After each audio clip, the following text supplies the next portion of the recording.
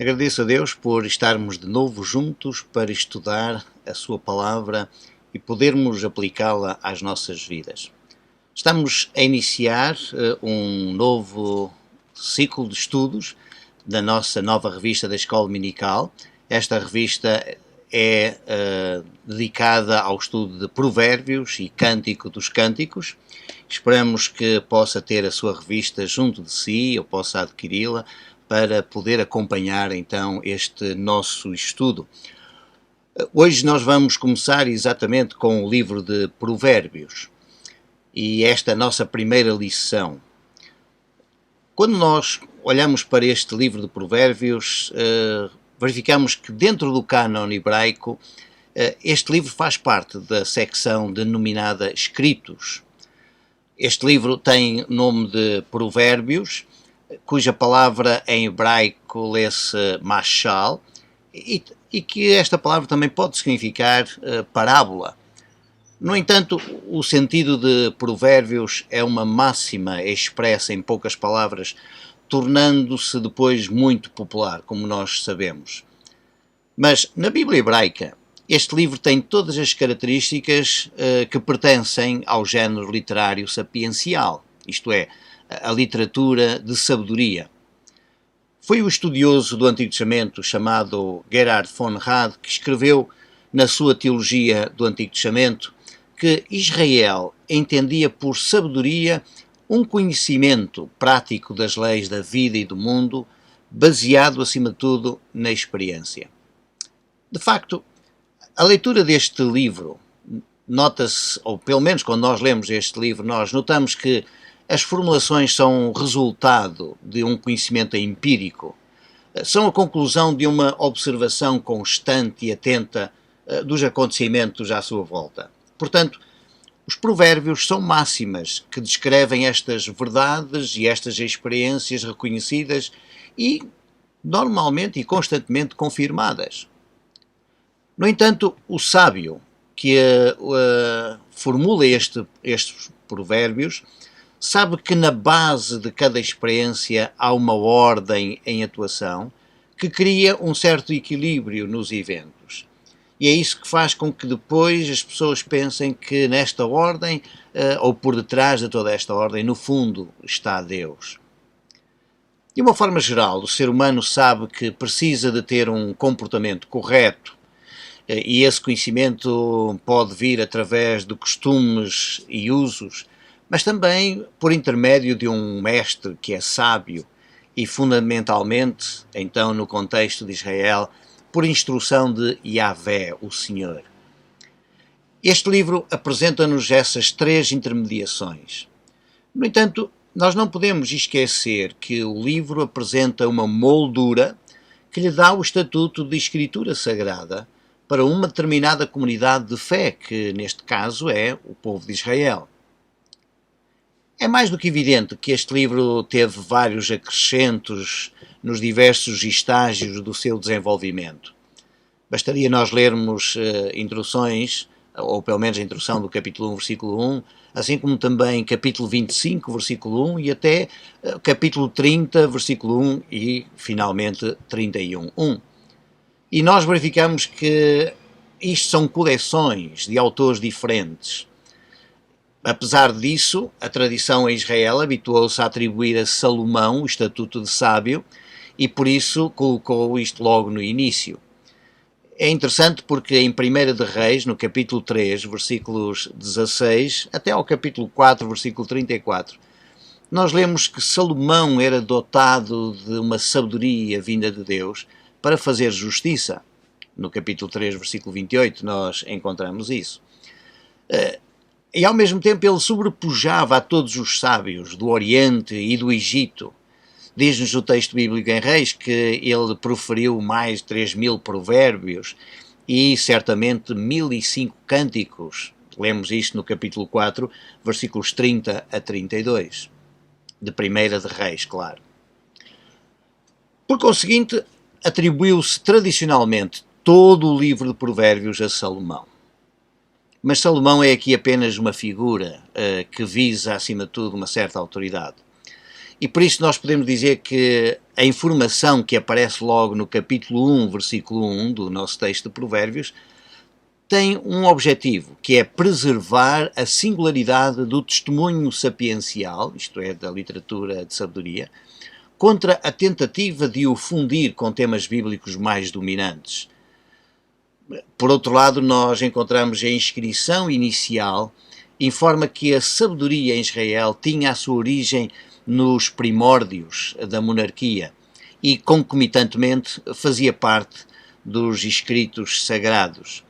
E é precisamente perante este contexto que nós, então, sabemos que, não sendo Salomão propriamente dito só o autor, provavelmente ele terá proferido muitos, conforme a tradição nos diz, mas este livro é composto realmente por vários provérbios tirados da sabedoria popular e exatamente das experiências que as pessoas iam tendo. Ora, a nossa lição, e na nossa revista, o título que nós temos aqui é Caminho Perigoso, é o título da lição, e circunscreve-se exatamente ao texto do capítulo 1, versículos 7 a 19. As versões provavelmente variam em pequenas nuances, mas eu vou ler esta versão que nós temos aqui. E diz assim: O temor do Senhor é o princípio do conhecimento, mas os insensatos desprezam a sabedoria e a instrução. Filho meu, ouve a instrução do teu pai e não deixes o ensino da tua mãe, porque eles serão uma grinalda de graça para a tua cabeça e colares para o teu pescoço. Filho meu, se os pecadores te quiserem seduzir, não consintas. Se disserem, vem conosco, embosquemo-nos para derramar sangue, espreitemos sem razão o inocente, traguemo-los vivos como o Sheol e inteiros como os que descem à cova, acharemos toda a sorte de bens preciosos e encheremos as nossas casas de despojos. Lançarás a tua sorte entre nós e teremos todos uma só bolsa. Filho meu, não andes no caminho com eles, guarda da sua vereda o teu pé, porque os seus pés correm para o mal e eles se apressam a derramar sangue. Pois de balde se estende a rede à vista de qualquer ave, mas estes se põem em emboscadas contra o seu próprio sangue e as suas próprias vidas espreitam. Tais são as veredas de todo aquele que se entrega à cobiça. Ela tira a vida dos que a possuem. Ora, o capítulo 1 tem um prólogo que funciona então como uma espécie de guia hermenêutico que ajuda qualquer leitor a entender o resto do livro. Como nós podemos ver nos primeiros versículos de 1 até ao versículo 6, o propósito do livro é que se conheça a sabedoria e a instrução. Reparem, que se entenda as palavras de entendimento, que se receba a instrução de entendimento, justiça, juízo e a equidade, conforme nós lemos no texto, e finalmente que se dê ao simples prudência e ao jovem conhecimento e bom siso. Isto, até ao versículo 4, nós encontramos estas ênfases da palavra conhecer, da palavra entender, a palavra receber e a palavra dar. O objetivo todo é sempre a questão da sabedoria, que as pessoas possam ser sábias na sua vivência diária. E quando nós seguimos então a nossa revista, o primeiro tópico da revista para este tema é o princípio. O autor faz-nos pensar no versículo 7. Este versículo funciona até como uma declaração programática, isto é, o programa da aprendizagem começa exatamente com uma atitude muito importante. E aquilo que nós lemos é temer ao Senhor. Genericamente, a palavra temer terá o sentido de reverenciar, respeitar e até, provavelmente, muitas pessoas associam esta palavra ao sentido terror. Mas esta atitude de temer ao Senhor implica, acima de tudo, compromisso, ou, se nós quisermos, dedicação ao Senhor. É esta atitude que estabelece uma relação com aquela pessoa que nos pode dar o verdadeiro conhecimento. Na versão revista e corrigida da Bíblia, mantém-se a palavra ciência em vez da palavra conhecimento. Na minha tradução tem a palavra conhecimento. Na literatura a palavra não tem o sentido, certamente, científico, mas tem mais o sentido de discernimento, o sentido de compreensão. Portanto, o princípio de toda a compreensão é o temor ao Senhor. É aquele tipo de conhecimento que nos ajuda a viver com qualidade moral. Portanto, é a nossa relação íntima com Deus que estabelece o ponto de partida para se viver uma vida de qualidade. Se uma pessoa quiser ter um bom entendimento da vida, ela tem de começar exatamente aqui, temendo ao Senhor. O temor a Deus é fundamental. Como escreveu um certo teólogo chamado Fuss, ele diz: todo o conhecimento humano pode ser remontado às suas raízes divinas. Ninguém consegue ser perito nas complexidades da vida se não começar com o conhecimento de Yahvé e com a dependência dele.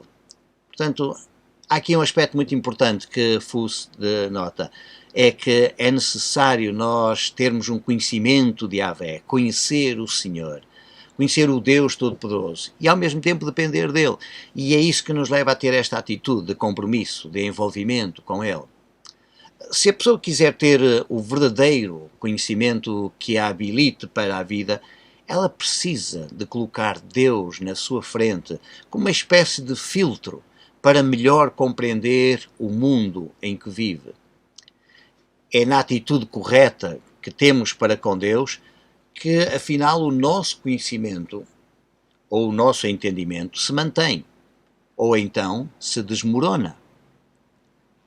Aqueles que desprezam, e nós encontramos na segunda parte do versículo isso, aqueles que desprezam a sabedoria e a instrução só têm uma qualificação: são loucos. A minha Bíblia diz insensatos. É interessante porque a palavra sabedoria denota a aplicação do conhecimento no dia-a-dia, na vida real. Nós temos conhecimentos e nós podemos até ser muito inteligentes em adquirir conhecimentos, mas não seremos sábios se nós não os soubermos aplicar no nosso dia-a-dia. A sabedoria tem esta relação. E no contexto de Provérbios, a sabedoria aparece até personificada, com características até divinas. Por exemplo, no capítulo 1, versículo 2, ela é o princípio, realmente, o objeto, do conhecimento, como nós podemos ver, para que se conheça a sabedoria. Portanto, este é o objetivo do conhecimento. A sabedoria acaba por ser o objeto do nosso conhecimento. Mas aqui sabedoria aparece, portanto, na sua personificação. Isto quer dizer que conhecer a sabedoria é conhecer Deus em toda a sua plenitude. É esta sabedoria que nos habilita a viver uma relação boa com tudo aquilo que nos rodeia. Mas também é preciso aceitar a instrução. Esta palavra em hebraico também tem o sentido de disciplina e de correção. Como nos diz o autor da nossa revista, em relação ao versículo 7, ele diz: o versículo 7 lembra-nos que o que separa a pessoa sábia da insensata não é o intelecto, mas sim um relacionamento com Deus. Quão importante é que nós tenhamos, efetivamente, esta consciência. Por isso, temer a Deus e, portanto, não desprezar de maneira nenhuma a sabedoria e a instrução é fundamental para nós caminharmos em direção a uma vida de qualidade. O segundo ponto da lição intitula-se O Caminho da Obediência. Os versículos 8 e versículo 9. O versículo 8 começa exatamente com o verbo ouve, embora nas nossas Bíblias apareça sempre a palavra filho meu, mas ouve e depois sim, filho meu. Isto significa que nós temos aqui um apelo concentrado nesta expressão ouvir, cujo verbo em hebraico é shema. E claro que isto faz-nos lembrar o texto de Deuteronômio no capítulo 6, versículos 4 a 5. E este apelo exige concentração e aplicação das palavras na vida diária. Quase que nós podemos dizer que o verbo ouvir tem o sentido de obedecer. É mais do que evidente que este apelo é o de um mestre de sabedoria que fala para o seu aluno, a quem trata de uma forma íntima como o meu filho. Eu não concordo muito com a ideia de que seja Salomão estar a expressar isto ao seu filho, assim, conhecendo um pouco da história de Salomão, mas tendo a intenção que a tradição atribui a Salomão, de facto, toda a sabedoria. Então nós temos aqui Salomão mais num contexto geral e num âmbito mais amplo do que propriamente ser a pessoa em si. É uma personificação, efetivamente, da sabedoria. Agora, o que é interessante é que o autor apresenta esta importância de uma simbiose entre pai e mãe. No conceito judaico, por orientação divina, o casal trabalhava em harmonia na educação dos filhos. Ambos tinham o mesmo propósito. Tinham um alvo em comum na formação dos seres que traziam à luz. Não é por acaso que na própria carta aos Efésios nós lemos: e vós, pais, criai-os, os vossos filhos, na disciplina e instrução do Senhor, no capítulo 6, versículo 4. Agora, o apelo a ouvir está relacionado com o seu objeto. E o objeto do verbo aqui é a instrução. Esta é a mesma palavra que aparece no versículo anterior e também lá no versículo 2, como nós já podemos verificar. E, portanto, a palavra instrução aponta para o sentido de disciplina, para o sentido de correção. E aqui nós vemos que o pai tinha esta responsabilidade de fazer ver ao seu filho aquilo que estava errado e aquilo que era preciso fazer para corrigir tanto comportamentos como ações e até sentimentos, atitudes em relação aos outros. O segundo apelo é para que ele não abandone a doutrina da sua mãe. A minha Bíblia prefere utilizar a palavra ensino, porque é interessante que para a palavra doutrina, a palavra hebraica é exatamente Torá, que normalmente é traduzida por lei, como nós sabemos. E aqui está uma evidência de que a palavra Torá não deve ser interpretada apenas em termos judiciais. Portanto, quando nós falamos da lei de Moisés, nós estamos a falar de um conjunto de regras e de normas a cumprir. A Torá ou a lei é o ensino, é a orientação, é princípios de vida. E o que é surpreendente aqui é nós vermos o papel da mãe, também como educadora. O seu papel é igual ao do pai na orientação educacional dos filhos. E o que o texto nos mostra é que ambos estão ajustados para que não haja confusão na mente da criança. Ambos têm o mesmo objetivo, o mesmo propósito, e ambos trabalham exatamente para que a criança seja sábia, principalmente na sua relação com Deus. No entanto, estes apelos deixam implícita a ideia de que é possível haver filhos que não ouvem e filhos que deixam os ensinos dos pais. Mas quando os dois estão unidos no mesmo propósito, será muito mais difícil para a criança desprezar tanto a correção como a orientação dos pais. Sabe-se que num inquérito feito, concluiu-se que quase todos, nesses inquéritos feitos aos pais sobre a educação, consideram que os pais devem ser a primeira influência dos jovens. No entanto, hoje em dia, só cerca de 30% dos jovens inquiridos escutam verdadeiramente os seus pais, pois a maioria prefere dar ouvidos aos seus amigos, às opiniões e aos conselhos que os amigos dão, do que propriamente aquilo que os pais querem ensinar aos seus filhos. É nesta altura que nós encontramos muitas jovens e adolescentes a dizerem que os pais são cotas, que os pais não percebem, os pais não estão conhecedores, ou pelo menos não estão a acompanhar a evolução que eles vivem hoje em dia. E é por isso que é difícil os jovens ouvirem os pais. No entanto, o texto bíblico continua a dizer que isto é fundamental, que é importante que os filhos ouçam os pais. O versículo 9 apresenta a tal graciosidade para aqueles que ouvem e não desprezam, no fundo, a instrução ou o ensino dos pais. Quando se fala no diadema de graça, que no fundo é símbolo de entendimento, os próprios colares são símbolo da vontade. E, portanto, quando se fala nisto de diadema, que está envolvido realmente na sua cabeça, ou os colares que estão envolvidos no seu pescoço, significa que a pessoa efetivamente tem capacidade para entender e a pessoa sabe ter vontade própria para agir. Mas os ensinamentos são os melhores adornos, como modos públicos do caráter de uma pessoa. Os adornos na antiguidade mostravam a dignidade e o valor de uma pessoa e da sua família. Nas pessoas hoje, diz-nos o texto bíblico, esse adorno, ou isso que eles podem ter na sua cabeça, os diademas ou os seus colares no pescoço, implica realmente isto. Jovens, adolescentes, pessoas que efetivamente sabem o que é que querem e ao mesmo tempo mostram a sua vontade nas suas decisões quando estão orientados exatamente pelas instruções e pelos ensinos dos pais. Mas a nossa revista continua a dar ênfase agora à questão de resistir ao pecado como terceiro ponto, dos versículos 10 ao versículo 14.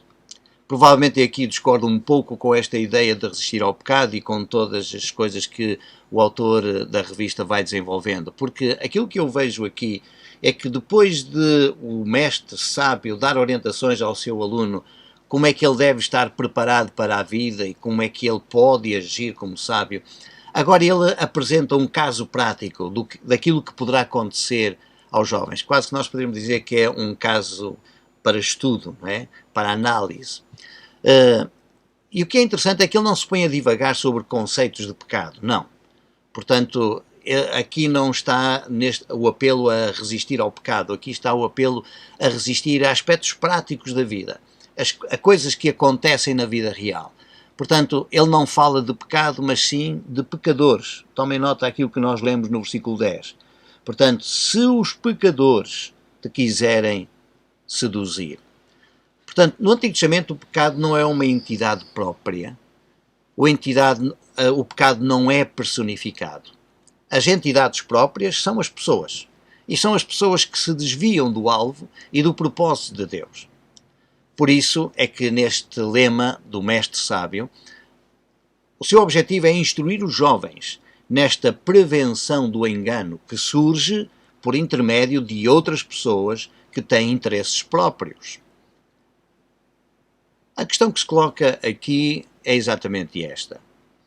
Quem são os teus amigos? Que tipo de amigos tu tens? Para onde te levam os teus amigos? Certamente todos nós conhecemos o tal provérbio que diz: diz-me com quem andas e eu te direi quem tu és. Claro, este é um provérbio popular. Nós não encontramos propriamente dito neste livro de provérbios, mas certamente que este texto agora aplica-se exatamente a este provérbio que nós conhecemos. E é interessante que o texto não fala propriamente de amigos, pois os identifica já como pecadores, hataim. E neste caso a palavra está associada a atos criminosos, portanto o pecador é alguém que é considerado culpado de atos hediondos, atos ofensivos. E a ênfase, porém, está nesta palavra seduzir. As Bíblias mais antigas têm a frase, ou pelo menos a revista e corrigida tem a frase, tentar com blandícias. Se alguém com blandícias procurar tentar, e é interessante porque o verbo hebraico transmite a ideia de ser espaçoso, aberto, amplo, isto é, aquela pessoa que faz coisas sem limitações, sem limites. Por outro lado, ele encontra-se no grau intensivo, que é o piel em hebraico, e daí nós termos este sentido da palavra de persuadir, seduzir, até mesmo engodar. A primeira ação que estes pecadores procuram desenvolver é chamar a pessoa, integrar a pessoa. Reparem no que diz o versículo 11, vem connosco, isto é, faz parte do nosso grupo. não só nos nossos tempos, mas naquele tempo também. Um dos maiores apelos no mundo para os jovens, principalmente para aquele que se sente só, para aquele que não se sente integrado, é precisamente este. Faz parte do nosso grupo. O facto é que é em grupo que algumas pessoas são capazes de atos que sozinhos elas não seriam capazes de praticar. Todos nós sabemos isso. Quando as pessoas estão juntas, elas ganham força dão força umas às outras, em si próprias elas ganham força, porque se sentem protegidos, porque se sentem rodeados. Quando as pessoas estão sozinhas, elas não fazem determinadas coisas, nós sabemos. E neste texto nós verificamos que a própria ambição de querer coisas que os outros possuem é também uma das tentações comuns no ser humano. Isto quer dizer que enriquece mais depressa roubando do que trabalhando. E só se consegue efetivamente isto através da apropriação ilegal dos bens. Agora, como pais orientadores, conselheiros e educadores que todos nós devemos ser, nós devemos ao mesmo tempo estar atentos aos nossos adolescentes, aos nossos jovens, que possam sentir-se marginalizados, isolados, que se possam sentir impotentes, desamados, e devemos ajudá-los a prevenirem-se destas seduções que parecem tão atrativas, mas que trazem resultados tão funestos. E por isso nós devemos chamar a atenção que as pessoas devem ter mesmo cuidado com os pecadores, isto é, aqueles que procuram levar a nossa vida para rumos que não estão corretos aos olhos de Deus. Finalmente, o quarto ponto intitula-se Os resultados do pecado. Versículos 15 até ao versículo 19. Depois de o mestre sábio apresentar um caso prático, cuja possibilidade de um jovem cair na sedução é muito alta, as probabilidades são altas, o sábio mostra algo também importante agora. E ele volta a fazer um apelo. Quando nós lemos, filho meu, não andes no caminho com eles. O verbo andar tem muitas vezes o sentido de viver no texto bíblico. O caminho e a vereda apontam para aquilo que é o estilo de vida. E realmente estas duas palavras são fundamentais porque nós sabemos aquilo em que as pessoas se envolvem. Se o caminho poderá ser uma estrada melhor ou com boas condições, as veredas já apontam um pouco de dificuldades, mas mesmo assim muitas pessoas preferem viver nessas situações com um estilo de vida contrário àquilo que é o correto, aquilo que é eticamente aceitável. Aqui a palavra os seus pés correm para o mal, e a partir daqui deste versículo que nós temos no 16, nós verificamos que o autor está a demonstrar que as pessoas que chamam outros para fazerem aquilo que eles querem fazer, elas próprias encaminham-se para o mal. Esta palavra mal significa também miséria, calamidade, adversidade. Portanto, os seus pés correm para a miséria, os seus pés correm para a calamidade ou para a adversidade. Não tem a ver propriamente com os seus pés correm para fazer o mal aqui. A ideia que o autor quer transmitir é que as pessoas, de facto, ao fazerem aquilo que foi descrito nos versículos 10 até ao versículo 14, caminham, no fundo, para a calamidade, para a miséria, para a desgraça, quando elas praticam aquelas coisas. É isso, o estilo de vida das pessoas que se querem divertir, das pessoas que querem exercer poder violento sobre os outros, das pessoas que querem adquirir ou roubar aquilo que as outras pessoas têm, não terminam, não finalizam, não chamam coisas boas para si mesmas. A queda é vertiginosa. E como nós podemos ver nos próprios verbos correr e apressar, são verbos que mostram a velocidade a que as pessoas se encaminham, no fundo, para a sua própria destruição.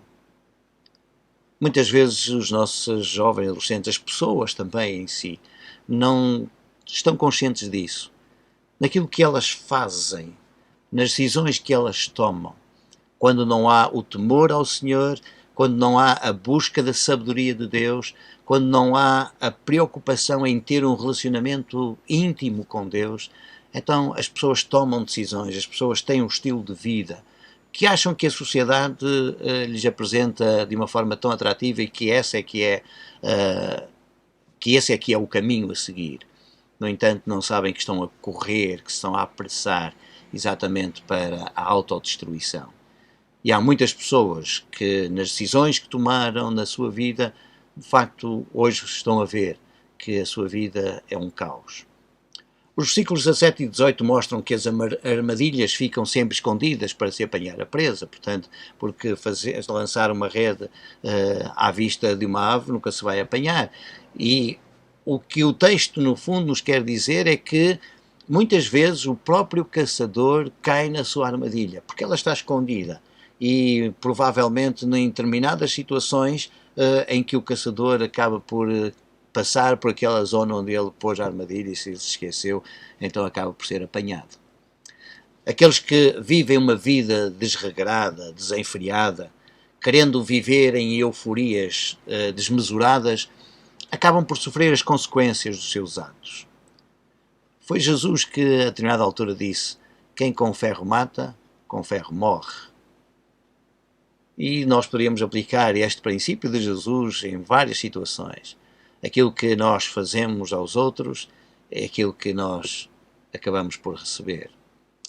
O mestre destes ensinos mostra aos seus alunos, aos seus aprendizes, que o perigo em aceitar o convite dos pecadores está à volta deles mesmos. Por isso, o versículo 19 termina dizendo que a cobiça tira a vida dos que a possuem. Isto é, quem deixa desenvolver este sentimento de cobiça em si, e ela é algo que faz parte da sua essência, então a própria cobiça se encarregará de lhes tirar a vida. Andar com criminosos é chamar sobre si as mesmas consequências que eles recebem. Como diz um certo provérbio, quem se deita com cães, acorda com pulgas. Se nós queremos ser sábios, a melhor coisa é termos um relacionamento com Deus, a fim de olharmos para o mundo com os olhos de Deus e reconhecermos ao mesmo tempo que nós precisamos da sabedoria que vem dele e que nós precisamos até da sua própria correção. Deus procura corrigir-nos e quando ele nos corrige, corrige da melhor forma, porque ele quer endireitar a nossa vida. Mas para isso, nós precisamos de nos submeter efetivamente à sua vontade. Por isso, este título da nossa lição, cujo tema é exatamente o caminho perigoso, é caso para nós pensarmos. Pensarmos que caminho nós estamos a traçar, em verdade, e qual será o fim dele. Eu creio que o texto bíblico é muito claro em tudo aquilo que ele nos apresenta. Por isso, tenha atenção à forma como se relaciona com Deus. Que Deus vos abençoe.